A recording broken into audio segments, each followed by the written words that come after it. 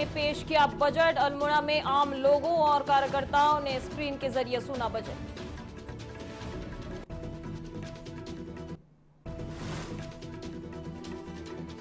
प्रदेश भाजपा मुख्यालय में सुना गया केंद्रीय बजट।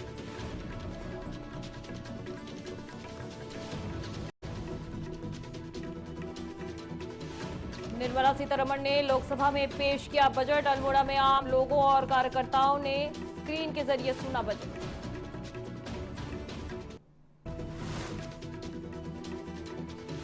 प्रदेश भाजपा मुख्यालय में सुना गया केंद्रीय बजट। प्रेमचंद अग्रवाल ने की बजट की तारीफ।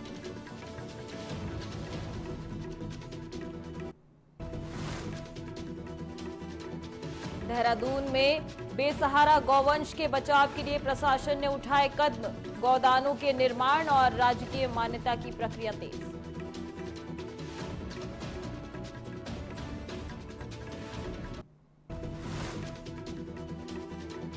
अंकिता भंडारी केस में कमलापंत के सरकार और जांच एजेंसियों पर उठाए गंभीर सवाल। बोली वीडियो और ऑडियो में आए नामों की जांच क्यों नहीं।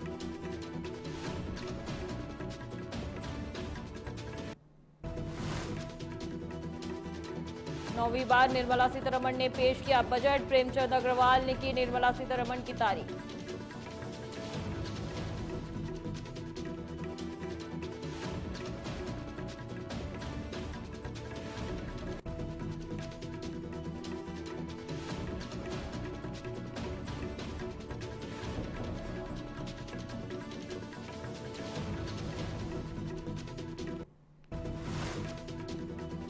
नमस्कार, आप देख रहे हैं न्यूज टीवी इंडिया और मैं आपके साथ श्रेयोशी। चलिए खबरों की शुरुआत करते हैं आज की अहम खबर के साथ, जहां आज लोकसभा में केंद्रीय वित्त मंत्री निर्मला सीतारमण ने बजट पेश किया है। इसे देखने के बाद बीजेपी और पदाधिकारी और कार्यकर्ता आम लोगों के साथ अल्मोड़ा बाजार में इकट्ठा हुए और स्क्रीन के जरिए केंद्र सरकार द्वारा पेश किए गए बजट को सुना। बता दें, इस दौरान बीजेपी पदाधिकारियों ने बताया कि इस बजट में खिलाड़ियों, महिलाओं, बच्चों और आमजन के लिए कई प्रावधान किए गए हैं।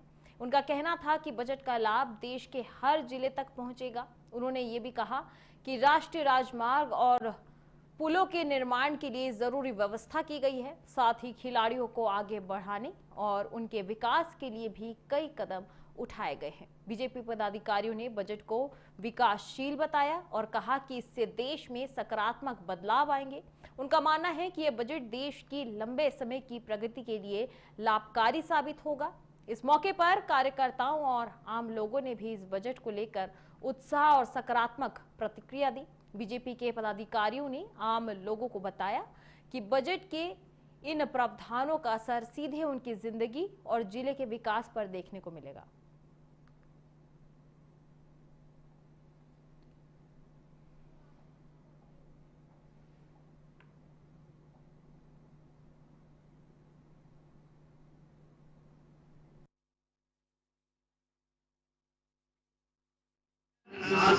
भारत सरकार में वित्त मंत्री निर्मला सीतारमण जी द्वारा 9वीं बार लगातार बजट पेश किया गया है। यह एक ऐतिहासिक बजट है। इस बजट के माध्यम से जो बजट की आशा रखते हैं, बजट से आने वाले समय में क्या इस देश की परिकल्पना होगी, कैसा हम अपना देश चाहते हैं, आर्थिक आधार पर हो, किसानों का हो, चाहे गरीबों का हो, मजदूरों का हो, उनके लिए हम क्या व्यवस्थाएं आने वाले बजट में कर सकते हैं। इस प्रकार की आज जो बजट पेश हुआ है, इसमें कि जो आने वाले समय में राष्ट्रीय राजमार्ग 25 नए राष्ट्रीय राजमार्ग बनेंगे, जैसे ऐसे ही 5 नए जल जो हमारी योजनाएं हैं, जिसमें युवाओं के लिए, खिलाड़ियों के लिए, महिलाओं के लिए शिक्षा, स्वास्थ्य, इस क्षेत्र को आज के इस बजट में छुआ है। वन डिस्ट्रिक्ट वन प्रोडक्ट के तहत सभी पूरे देश के सारे जिले को एक साथ छोड़कर सभी जिलों के जो प्रमुख प्रोडक्ट हैं उनको अंतर्राष्ट्रीय बाजार देने का काम किया है। खिलाड़ियों के लिए खेल के सामान को सस्ता किया गया है, आगे हर खिलाड़ी तक ये सारी चीज़ें उपलब्ध हों। इस निमित्त आज का बजट अगर कहा जाए तो महिलाओं के लिए, बुजुर्गों के लिए, युवाओं के लिए और समाज के सभी वर्गों के लिए एक संतुलित बजट आज पेश किया है और इससे कहीं न कहीं आम जन का बजट इसे कहा जा सकता है। अब खबर देहरादून से है, जहां प्रदेश भाजपा मुख्यालय में प्रदेश पदाधिकारी और कार्यकर्ताओं ने एक साथ मिलकर केंद्रीय बजट सुना। बता दें, इस अवसर पर उत्तराखंड के पूर्व वित्त मंत्री प्रेमचंद अग्रवाल ने बजट की सराहना की। उन्होंने कहा कि प्रधानमंत्री नरेंद्र मोदी के मार्गदर्शन में यह 9वां बजट देश के हर वर्ग को ध्यान में रखकर बनाया गया है। उन्होंने बताया कि बजट में मैन्युफैक्चरिंग, फार्म, किसान, युवा, महिलाएं और आम आदमी सभी के लिए प्रावधान किए गए हैं। इस दौरान प्रेमचंद अग्रवाल ने कहा कि इंफ्रास्ट्रक्चर, पूंजीगत व्यय और मोबाइल मैन्युफैक्चरिंग जैसे क्षेत्रों में हुए बदलाव इसे विकसित भारत की दिशा में एक अहम कदम बनाते हैं। वहीं उत्तराखंड के कैबिनेट मंत्री गणेश जोशी ने इसे आम जनता का बजट बताया। उन्होंने कहा कि बजट से फार्म क्षेत्र को बढ़ावा मिलेगा और दवाइयां भी सस्ती होंगी। इसके साथ ही पर्यटन, तीर्थ और रक्षा क्षेत्र में भी सुधार और विकास होगा। उन्होंने प्रधानमंत्री और केंद्रीय वित्त मंत्री का धन्यवाद किया और कहा कि यह बजट प्रदेश और देश के विकास के लिए बहुत महत्वपूर्ण है।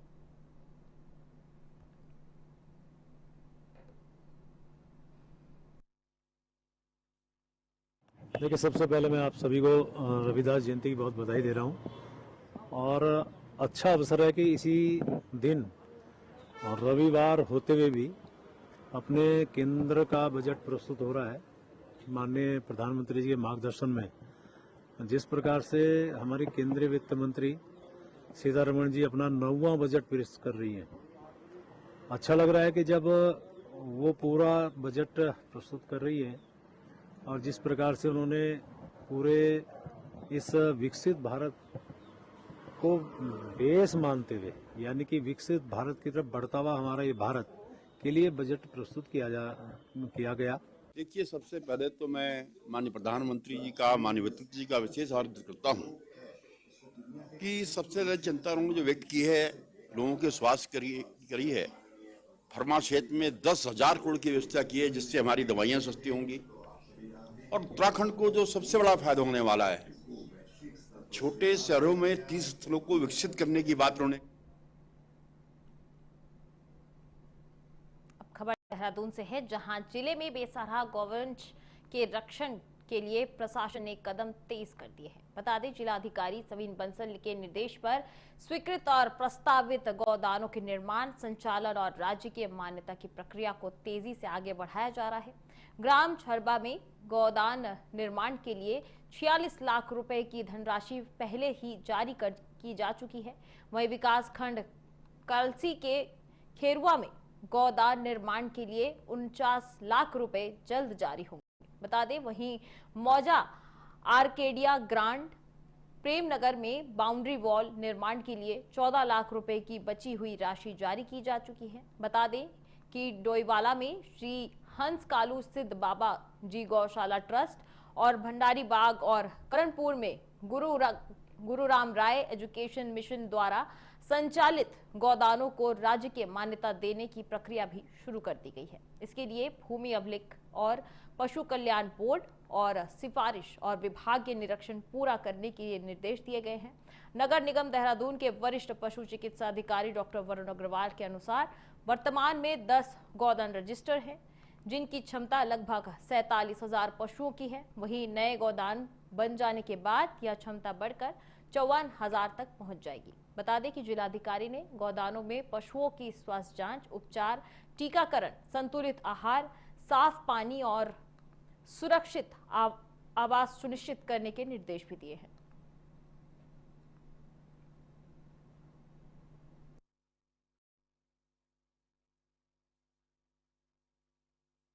मैं वरिष्ठ पशु चिकित्सा अधिकारी डॉक्टर वरुण अग्रवाल, नगर निगम।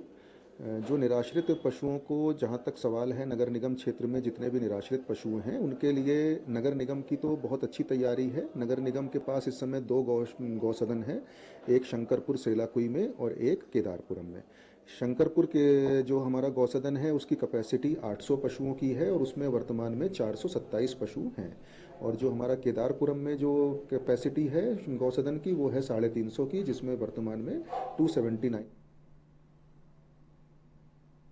खबरों में आगे बढ़ते हैं। खबर अल्मोड़ा से है, जहां अंकिता यात्रा संयुक्त मंच की संयोजक कमला पंत ने अंकिता भंडारी केस को लेकर सरकार और जांच एजेंसियों पर गंभीर सवाल उठाए हैं। बता दें, कमला पंत ने कहा कि अब यह बहस का विषय नहीं रह गया है कि वीआईपी कौन है, बल्कि असली सवाल यह है कि जिन नामों का वीडियो और ऑडियो सामने आया है उनकी जांच क्यों नहीं हो रही। उनका कहना है कि अब तक 2 प्रमुख नाम स्पॉट हो चुके हैं, लेकिन सरकार की तरफ से कोई ठोस कार्रवाई नहीं हुई है। उन्होंने ये भी बताया कि सीबीआई जांच 20 दिन से अधिक समय से चल रही है, लेकिन अब तक जांच से जुड़ी कोई जानकारी जनता के सामने नहीं आई है।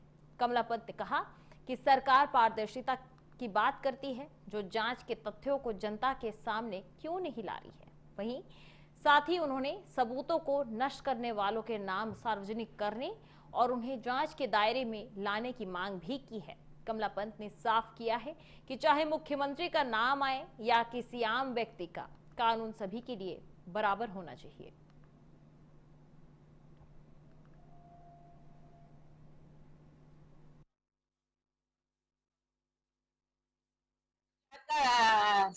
ये चीज वैसे हम तय करेंगे, लेकिन आज तक का जो हमारा तय है वो बहुत साफ है कि हमारे सामने 2 चेहरे बहुत स्पष्ट हो गए हैं वीआईपी के। एक हमारे क्या कहते हैं गौतम जी हैं और एक हमारे अजय कुमार जी हैं। ये 2 चेहरे इन्हीं के जो लोग हैं, इन्हीं के पार्टी के लोग हैं, चाहे वो सनावर हैं जो इन्हीं की प्रतिनिधि रही हैं, उन्होंने इसको उजागर किया है। तो जब 2 नाम चेहरे लगातार वीडियो से आ रहे हैं, उनके ऑडियो से आ रहे हैं, नाम जनता में जाहिर हो चुके हैं, उसके बाद सरकार मौन क्यों बैठी हुई है? क्यों नहीं उनकी जांच की जाती है इन दोनों की? तो हमारे सामने अब प्रश्न ये नहीं है कि कौन वीआईपी है, वीआईपी सामने 2 दिख रहे हैं, आप उनकी जांच क्यों नहीं करते हैं? पहला सवाल। दूसरा सवाल ये है कि सीबीआई की जांच आज 20 दिन हो गए, आपकी संस्तुति का क्या हुआ?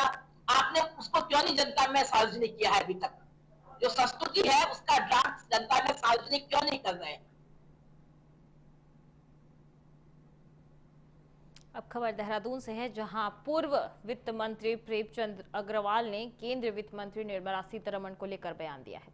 उन्होंने कहा कि निर्मला जी लगातार 9वीं बार संसद में बजट पेश कर रही हैं और ऐसा करने वाले वे देश की पहली महिला वित्त मंत्री हैं। बता दें, प्रेमचंद अग्रवाल ने इसे भारत के सांसदीय इतिहास का गर्व का पल बताया।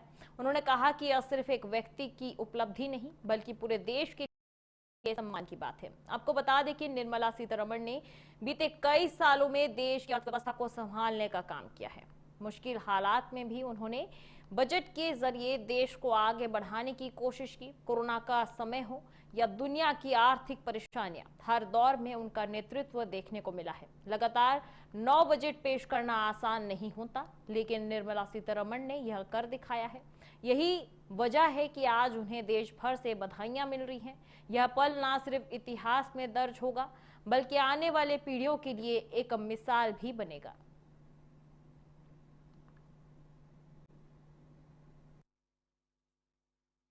देखिए, सबसे पहले तो मैं माननीय सीतारमण जी को बहुत शुभकामनाएं दे रहा हूं। और एक रिकॉर्ड उन्होंने बनाया है कि 9वीं बार वो वित्त मंत्री की हैसियत से केंद्रीय बजट प्रस्तुत कर रही है। साथ में एक रिकॉर्ड और बन रहा है कि रविवार के दिन, यानी कि सब लोग जानते हैं कि रविवार छुट्टी का दिन होता है, तो रविवार के दिन भी उन्होंने बजट प्रस्तुत किया। और जिस प्रकार से हमारे प्रदेश की हमारी इच्छाएं हमेशा रहती है, आप जानते हैं जब मैं वित्त मंत्री था तब भी मैंने वो मांग की थी, और वो मुझे लगता है कि वर्तमान की भी हमारी आज के भाव हैं कि हमारे यहाँ जो उत्तराखंड राज्य है, उत्तराखंड राज्य में बहुत सी अपेक्षाएं केंद्रीय बजट से हमें रहती हैं। जैसे हमारे यहाँ फ्लोटिंग पॉपुलेशन बहुत यहाँ पे आती है, उसमें हमारा जो आबादी है लगभग 1.25 करोड़, और हमारा अनुमान ये रहता है कि लगभग 5 से 6 गुना लोग हर वर्ष, चाहे वो पर्यटन दृष्टि से, चाहे धर्म की दृष्टि से या अन्य दृष्टि से, हमारे इस प्रदेश के अंदर आते हैं। रुक करते अगली खबर की और। खबर देहरादून से है, जहां देहरादून के जिलाधिकारी सविन बंसल ने नई पहल शुरू की है। उन्होंने प्रोजेक्ट नंदा सुनंदा के तहत आर्थिक रूप से कमजोर और अनाथ बालिकाओं को शिक्षा के लिए आर्थिक मदद दी है। इस बार कुल 26 बालिकाओं को करीब 6 लाख रुपए की सहायता राशि दी गई है। इस योजना का मकसद उन बेटियों की मदद करना है जिनकी पढ़ाई पैसों की कमी के कारण रुक गई थी। इस मदद से अब ये बालिकाएं फिर से अपनी पढ़ाई शुरू कर सकेंगी और आगे चलकर अपने पैरों पर खड़ी हो सकेंगी। जिलाधिकारी सविन बंसल ने कहा कि प्रशासन की कोशिश है कि कोई भी बालिका सिर्फ पैसों की वजह से पढ़ाई से दूर ना रहे। उन्होंने बताया कि अब तक इस योजना के तहत करीब 120 बालिकाओं को शिक्षा के लिए मदद दी जा चुकी है। वहीं नंदा सुनंदा प्रोजेक्ट में बाल विकास, समाज कल्याण और महिला कल्याण विभाग की अहम भूमिका है। ये विभाग जरूरतमंद और पात्र बालिकाओं को चिन्हित कर उन्हें योजना का लाभ दिला रहे हैं। वहीं सहायता पाने वाली बालिकाओं ने खुशी जताई और कहा कि इस राशि से वे अपनी पढ़ाई ठीक से जारी रख पाएंगी। यह पहल कई बेटियों के भविष्य को नई दिशा दे दी।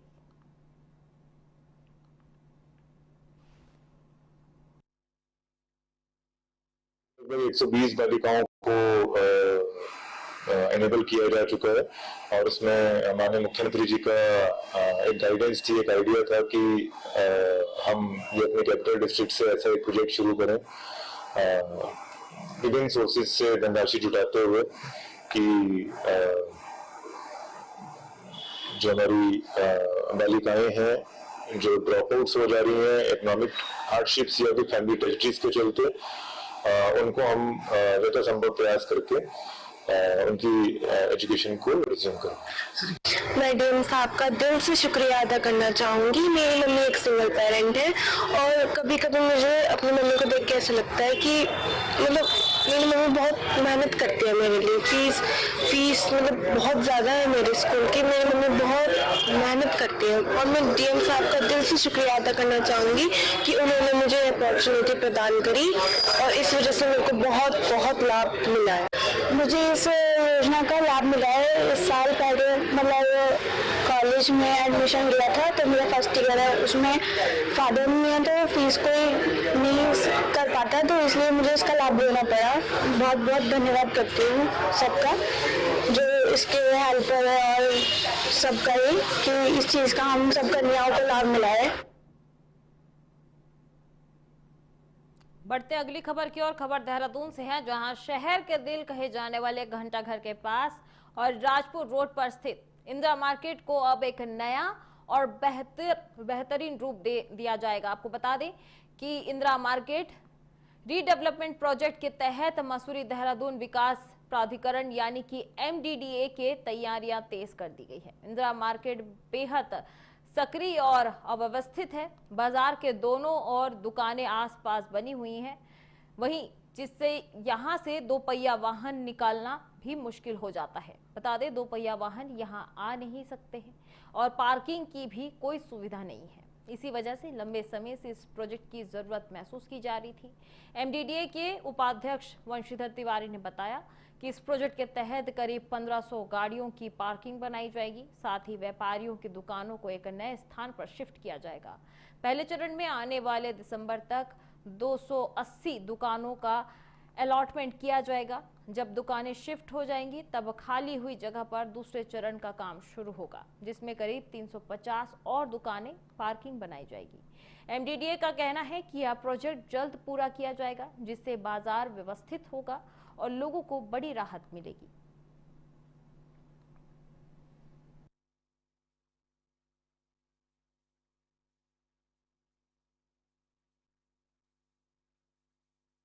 इंदिरा मार्केट जो प्रोजेक्ट है हमारा, एक तो वहाँ पर पार्किंग बननी है, करीब 1500 गाड़ियों की पार्किंग बननी है। साथ ही जो इंदिरा मार्केट के व्यापारी हैं उनको वहाँ पर दुकानें शिफ्ट करनी है। तो फर्स्ट फेज में आने वाले दिसंबर तक हम लोग 280 दुकानों का अलॉटमेंट वहाँ पर करेंगे। उसके बाद फिर व्यापारी लोगों को शिफ्ट करने के बाद जो जगह निकलेगी वहाँ पर सेकेंड फेज का काम शुरू होगा, जिसमें लगभग 350 दुकानें उनको देंगे और पार्किंग भी बनाएंगे। तो अभी हम लोगों ने उसको स्पीड अप कर रखा है, जल्दी ही ये प्रोजेक्ट पूरा होगा। चलिए रुक करते अगली खबर की ओर। खबर हरिद्वार से है, जहां जिलाधिकारी के निर्देश पर हरिद्वार जनपद में एक व्यापक स्वच्छता अभियान चलाया जा रहा है। बता दें, इस अभियान को लेकर मुख्य विकास अधिकारी ललित नारायण मिश्रा ने जानकारी दी है। उन्होंने बताया कि यह अभियान दिसंबर महीने से लगातार चल रहा है और जनवरी के बाद अब फरवरी में भी पूरे जोश के साथ जारी रहेगा। इस अभियान का उद्देश्य सिर्फ हरिद्वार शहर ही नहीं बल्कि पूरे जनपद को साफ बनाना है, ताकि आम लोगों को साफ वातावरण मिल सके और बीमारियों से बचाव हो सके। इस मामले में CDO ललित नारायण मिश्रा ने कहा कि इस अभियान के तहत केवल सफाई ही नहीं की जा रही है, बल्कि लोगों को स्वच्छता के प्रति जागरूक भी किया जा रहा है। लोगों को बताया जा रहा है कि साफ सफाई को अपनी रोजमर्रा की आदत बनाना कितना जरूरी है। इस अभियान को सफल बनाने के लिए आम जनता की भागीदारी पर खास ध्यान दिया जा रहा है। इधर रविवार के दिन भी लोगों के साथ मिलकर विशेष सफाई अभियान चलाए जा रहे हैं। उन्होंने कहा कि स्वच्छता से बेहतर स्वास्थ्य संभव है और स्वस्थ जीवन की शुरुआत साफ वातावरण से होती है। प्रशासन से अपील की गई है कि हर व्यक्ति इसमें अपना योगदान दे ताकि स्वच्छ हरिद्वार का सपना पूरा हो सके।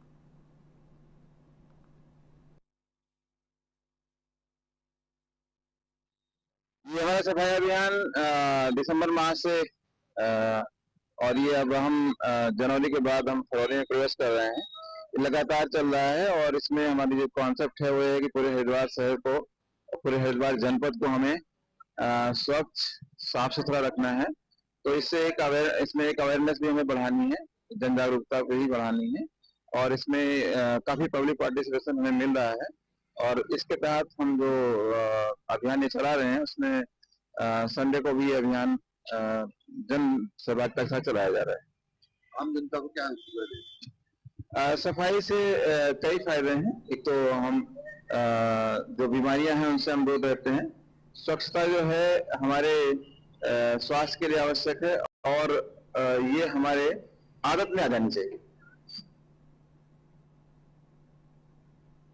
बढ़ते अगली खबर की ओर। खबर खटीमा से है, जहां ग्राम बकुलिया दमगड़ा में प्रशासन ने हाईकोर्ट के आदेशों का हवाला देते हुए करीब 120 एकड़ किसानों की भूमि को कब्जे से मुक्त कराने की कार्रवाई की है। बता दें, इस दौरान खेतों में खड़ी फसल को ट्रैक्टरों से रौंद दिया गया, जिससे किसानों में भारी नाराजगी है। पीड़ित जिम्मेदार युवराज तलवार का आरोप है कि बिना किसी पूर्व सूचना और बिना कोई लिखित नोटिस दिए गए उनकी जमीन पर जबरन कार्रवाई की गई। उनका कहना है कि जब अधिकारियों से कोर्ट का आदेश दिखाने को कहा गया तो कोई आदेश या कागज नहीं दिखाया गया। वहीं स्थानीय नेता और बीजेपी के वरिष्ठ कार्यकर्ता गणेश ठाकुरानी ने भी प्रशासन पर सवाल उठाए हैं। उन्होंने कहा कि उन्होंने खुद मौके पर जाकर उप जिलाधिकारी से आदेश दिखाने को कहा, लेकिन उन्हें भी कोई दस्तावेज नहीं दिखाया गया। वहीं दूसरे पीड़ित अभिमन्यु तलवार ने कहा कि वीडियो जारी कर प्रशासन से इस मामले में उचित कार्रवाई की मांग की गई है। इस पूरे मामले पर प्रशासन की ओर से अब तक कोई आधिकारिक बयान नहीं आया है। गांव और आसपास के इलाकों में तनाव का माहौल बना हुआ है। इधर स्थानीय लोग निष्पक्ष जांच और जिम्मेदारों पर सख्त कार्रवाई की मांग कर रहे हैं।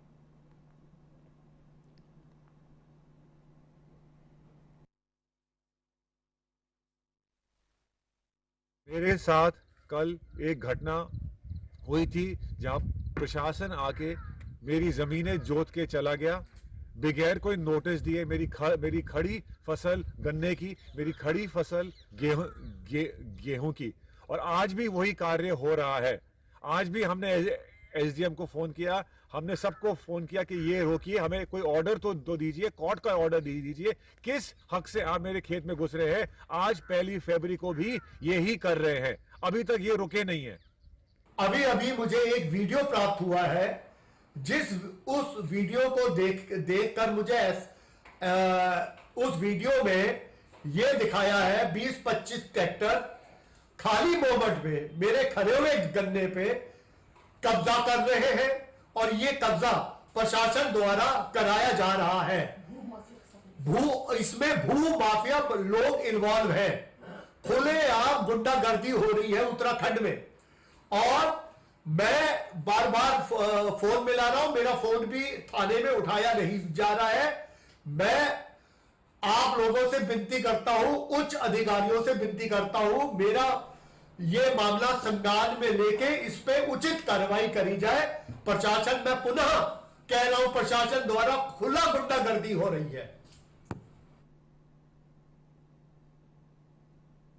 बढ़ते अगली खबर की और। खबर ऋषिकेश से है, जहां ऋषिकेश में एक महिला की गोली मारकर हत्या कर दी गई। बता दें, इस मामले में मृतक महिला के पिता की तहरीर पर पुलिस ने मुकदमा दर्ज किया है। बता दें, घटना के बाद से इलाके में डर और तनाव का माहौल है। इस घटना की गंभीरता को देखते हुए एसएसपी अजय सिंह खुद मौके पर पहुंचे और घटनास्थल की जांच की, जिसके बाद एसएसपी अजय सिंह ने पीड़ित परिवार से मुलाकात की और उन्हें भरोसा दिलाया कि आरोपी को जल्द गिरफ्तार किया जाएगा। बता दें, एसएसपी अजय सिंह ने पुलिस अधिकारियों को साफ निर्देश दिए हैं कि आरोपी के खिलाफ सख्त से सख्त कार्रवाई की जाए। इस मामले में ऋषिकेश कोतवाली और एसओजी की टीमें मिलकर काम कर रही है। वहीं पुलिस की अलग अलग टीमें लगातार कई जगहों पर छापेमारी कर रही है ताकि हत्यारे को जल्द से जल्द पकड़ा जा सके। इधर पुलिस का कहना है कि महिला की हत्या करने वाले आरोपी को जल्द गिरफ्तार कर पूरे मामले का खुलासा किया जाएगा। फिलहाल पुलिस हर एंगल से जांच कर रही है और लोगों से भी शांति बनाए रखने की अपील कर रही है।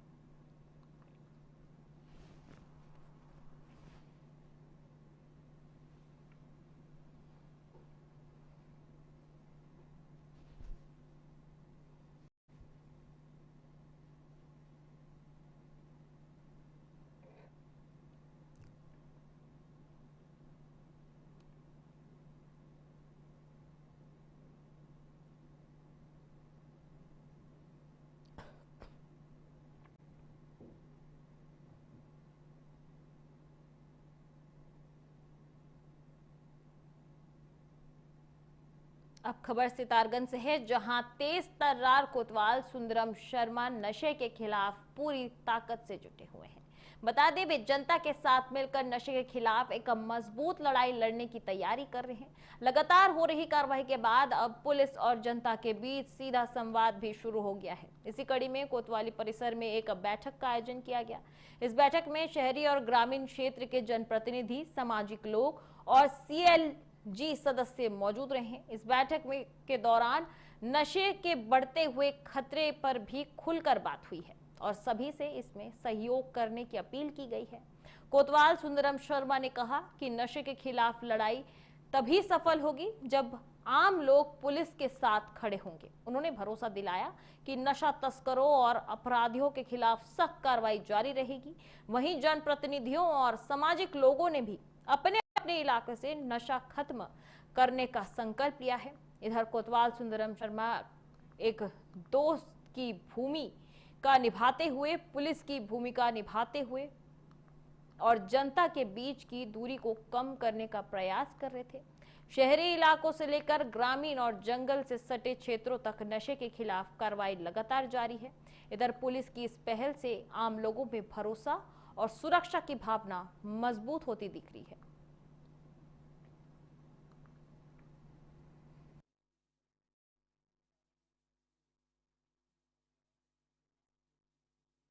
हमें समाज को संवेदनशील लोगों को करना है कि भाई इन चीजों के बारे में अवेयर हो जाए। कई बार हम लोग नहीं चाहते, कई बार जैसे कहते हैं कि कम उम्र के बच्चे और बच्चियां वो अनजाने में वो अपराध कर लेते हैं, लेकिन उसकी संवेदनशीलता इतनी बढ़ जाती है जिसका कोई हिसाब ही नहीं। तो उसके लिए हम सभी लोगों को हर समय इमोशनली लोगों को प्रिपेयर करना है कि भाई अगर कोई अपराध हो गया है उसके लिए कानून है, कानून को अपने हाथ में नहीं लेना है। कोई भी ऐसी चीज है, हमको कानून के दायरे में रहकर के ही सारी चीजें। अब खबर सितारगंज से है, जहां कोतवाली प्रशासन की ओर से कस्तूरबा गांधी आवासीय बालिका विद्यालय में एक विशेष कार्यक्रम का आयोजन किया। बता दें कि इस दौरान विद्यालय की छात्रों को फल और केक वितरित किए गए और उन्हें आगे बढ़ने के लिए प्रोत्साहित किया गया। इस कार्यक्रम में सितारगंज के कोतवाल सुंदरम शर्मा ने छात्रों से सीधे संवाद किया है। उन्होंने कहा कि अगर किसी भी छात्रा को किसी तरह की परेशानी या दिक्कत होती है तो वो बिना डर और झिझक अपनी मैडम को इसकी जानकारी दे। उन्होंने भरोसा दिलाया कि हर समस्या में सितारगंज कोतवाली प्रशासन छात्राओं के साथ खड़ा रहेगा। वहीं विद्यालय की शिक्षिका मोनिका पांडे ने कोतवाली प्रशासन का आभार जताया। उन्होंने कहा कि इस तरह के कार्यक्रमों से बच्चों को सही दिशा और अच्छा मार्गदर्शन मिलता है।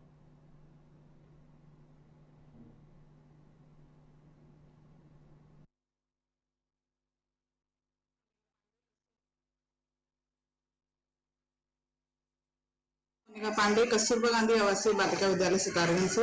आज यहाँ पर जो है हमारे यहाँ सितारगंज कोतवाली से समस्त स्टाफ आया था जो कि बच्चों की काउंसलिंग करी, उन्हें बताया कि उनके क्या अधिकार हैं, उनको किस तरीके से चलना चाहिए, रहना चाहिए, और उनके द्वारा यहाँ पर कुछ सामग्री वितरित करी गई, जैसे कि केक दिया गया, चॉकलेट दी गई और फल भी वितरित किए गए। और ये सारे कार्यक्रम हमारी वार्डन जो हैं ललिता कोहली, उनकी देखरेख में किए गए, और ऐसे कार्यक्रम हमारे यहाँ चलते हैं।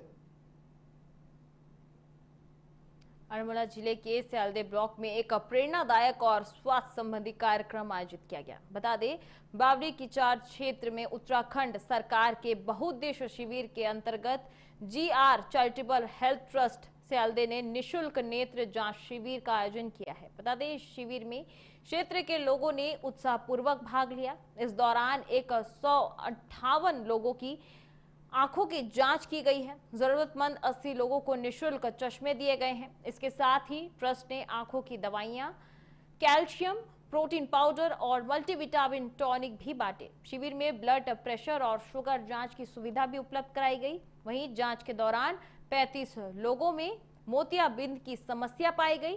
ट्रस्ट इन मरीजों का निशुल्क ऑपरेशन जल्द कराएगा।